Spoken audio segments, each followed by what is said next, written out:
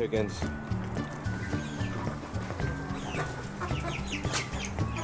You're not supposed to be up there.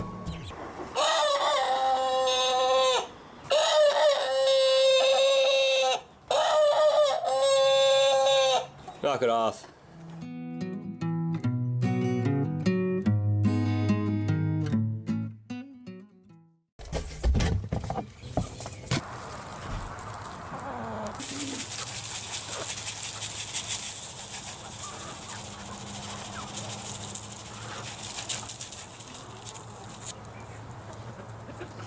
You want to keep your chickens entertained for hours and hours? Give them a bale of straw. Better yet, give them 2 bales. Good morning. Today is January 11th, 2017, and I gotta harvest my snow peas. Now I like to pick my snow peas about every 10 days, but this time I'm a little behind. It's closer to 17 days, so for everyone who follows me on Facebook, there's the grapes. Here we are, January 11th, 2017 in Arizona, and I got grapes coming on. I got grapes there, got a cluster here, another cluster here, more back here. Now it's not producing like it does in the spring, but it's winter, and there's grapes coming on. Even my mulberry tree is leafing out, both of them. Ain't that something? Now on to the snow peas. So what I got here, I got about an 8-foot row.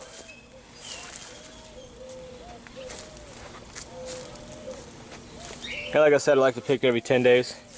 I'm a little behind this time. As you can see, I got some nice peas. That ain't too big, they ain't too bad. I like them a little smaller than that, but that's fine. Ooh, I gotta show you my pumpkin. Let me see if I can get a good shot here. I got the pumpkin. So it was planted September 1st as an experiment. And this section, the front section that came out of the bed, that died off. But the part against the wall, it's such a warm microclimate back here that it's doing just fine. And in fact, right there, come on, leaf, there's a pumpkin. Yes, chicken. How about you go lay me an egg? Huh? He's put on a few pumpkins, none of them set, even though I've been hand pollinating. I think it's just too cold. But if I can keep him alive through the winter, I'll have a jump start on the spring. Let's get picking.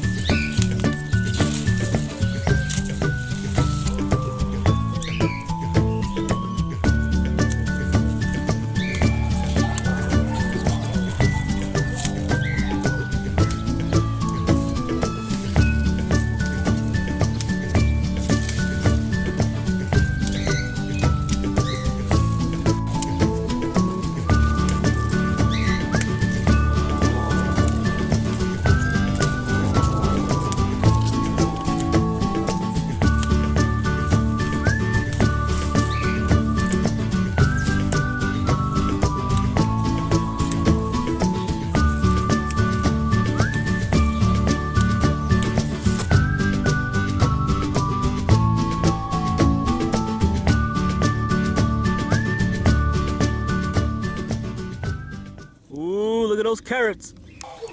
Now since I'm going to freeze these, I'm going to take the stem, I'm going to rip it off.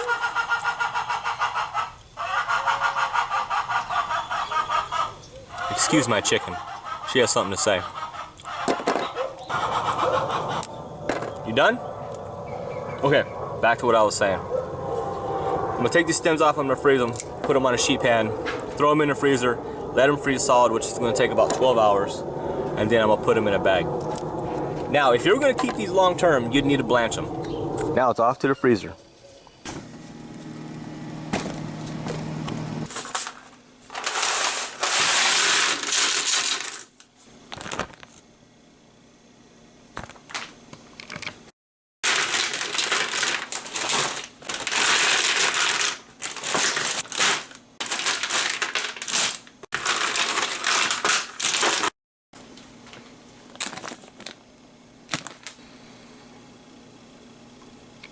You know, I gotta do something about that. Let me show you what I'm talking about. I have got to pick the rest of my turnips. They have just gotten way out of control. I know for most people cannot stand the taste of turnips. I actually like it. I don't mind it. But here's what's interesting. Ever since I started remineralizing my soil using azomite rock dust, I've noticed everything that comes out of my garden, it tastes better. People who didn't like broccoli, like the broccoli I grow. People who don't like turnips, they like the turnips I grow.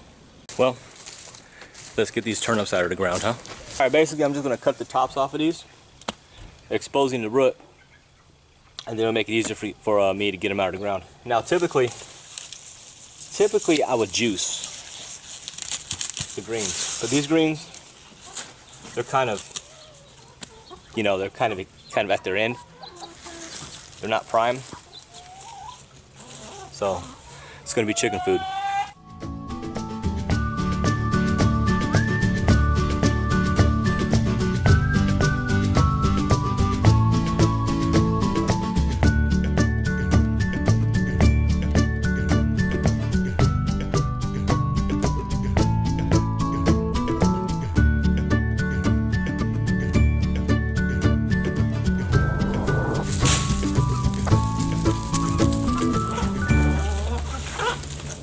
So the more you disturb your soil, the more harm you're going to cause to the beneficial bacteria and the beneficial fungi that are living in your soil.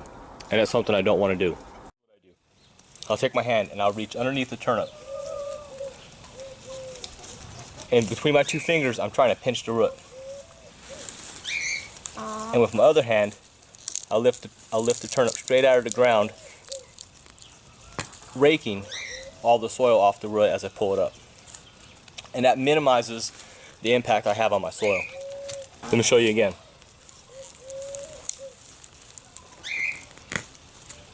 Just like that. Now, doesn't that look good? Hey, I want to thank you for watching. You can follow me on Facebook at azfarms. It's spelled just like my YouTube channel. You can also follow me on Instagram and Twitter at urbanfarms. Make sure you subscribe, like the video, and if you have any questions or comments, leave them down below.